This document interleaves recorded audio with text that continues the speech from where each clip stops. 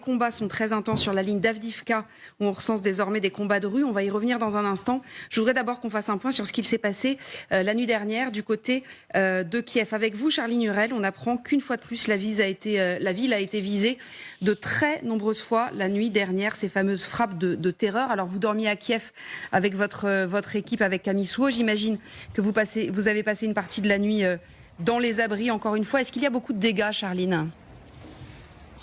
Les pompiers sont toujours à l'œuvre ici pour tenter d'éteindre l'incendie qui s'est déclaré dans les appartements au haut de cet immeuble suite à l'interception d'un des missiles russes lancés sur la capitale au petit matin. Les pompiers donc qui tentent de maîtriser ce feu, et puis il y a les secouristes aussi qui passent d'appartement en appartement pour tenter d'identifier d'éventuelles victimes. Il y a d'ailleurs à peine quelques secondes, nous avons vu l'un des secouristes porter une civière avec le corps d'une 4e victime retrouvée dans ce bâtiment. Et puis on va vous montrer juste devant nous, il y a ces habitants qui sont là, qui se prenaient dans les bras tout à l'heure, particulièrement choqués par ce qu'il s'est passé, par la déflagration, par le souffle qu'ils ont ressenti.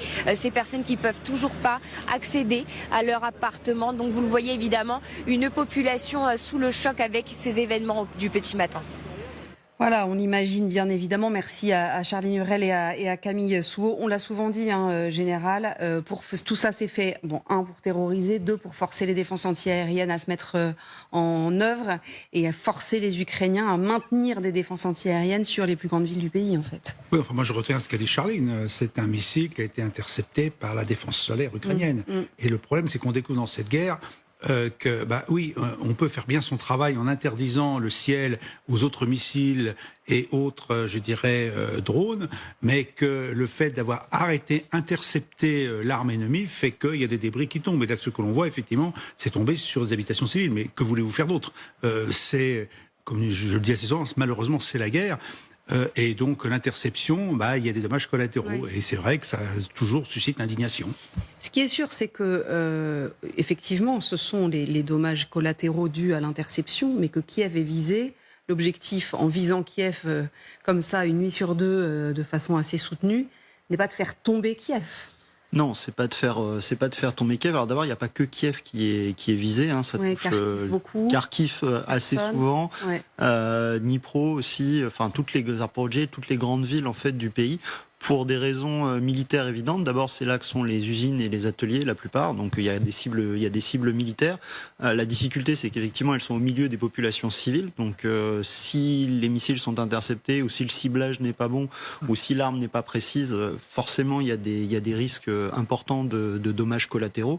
Et puis, comme vous le rappeliez, il y a aussi la nécessité pour les Russes de fixer autour de ces villes-là maximum de défense aérienne qui permet pendant ce temps-là à leur aviation, typiquement de travailler sur des secteurs comme Avdivka, dont on va reparler, sans être ou en étant le moins gêné possible par ces défenses. C'est un dilemme cruel, mais qui est un dilemme assez classique finalement. C'est défendez vos forces armées sur le terrain ou défendez vos populations civiles.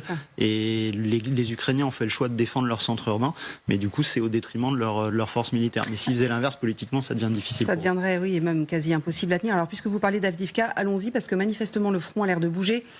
Hier, dans cette émission, on vous faisait part des communications des Russes qui expliquaient qu'un certain nombre de points étaient désormais tenus.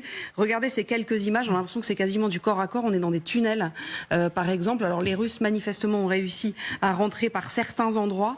Et là, effectivement, ça ressemble quasiment à du corps à corps. Alors évidemment, c'est une victoire qui est fondamentale pour Poutine, pour des raisons de protection de Donetsk. On y reviendra. Ce qu'on peut dire déjà, peut-être, sur ces images-là, s'il y a quelque chose à en dire, général ? Oui, tout à fait. D'abord, ils sont dans un tuyau, qui ont été fabriqués pour le conflit, c'est l'utilisation des canalisations existantes. Ensuite, il y a des plans qui existent, donc finalement, que ce soit les Russes ou les Ukrainiens, on prend les plans et on essaie de s'y retrouver. Et puis je dirais qu'on a une dimension du combat en zone urbaine qu'on a peu vu jusqu'à présent, parce que peut-être qu'on n'avait pas les éléments, c'est que le combat se fait aussi en sous-sol. Il n'y a pas que Gaza qui nous a appris autre chose.